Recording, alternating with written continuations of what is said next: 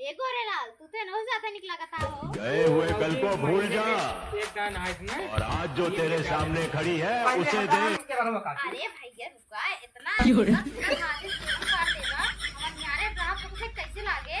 अब भाजी कैसे बताए अब बिल जमा करबू न केबल काटे पड़े ये बताओ कैसे लागे। लागत एक नंबर का रोम रोम भाइयों अच्छा अगर दोनों जन क्या सीन है। अबे साले।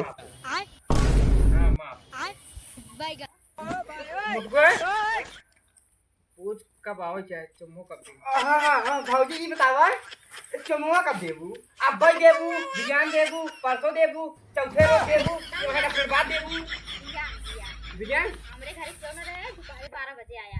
अबे तो क्यों ना भाजी वहीं नहीं तुला हमरे बाबू आवे आला है ना जा ओ भाजी हो तो हाँ पन्ना में से नाम काट दे। कहा दई भाजी हां एक बार हमारे यहाँ छू दे तू बस दे अब तो सब जाता ना बाबू आवे आला है।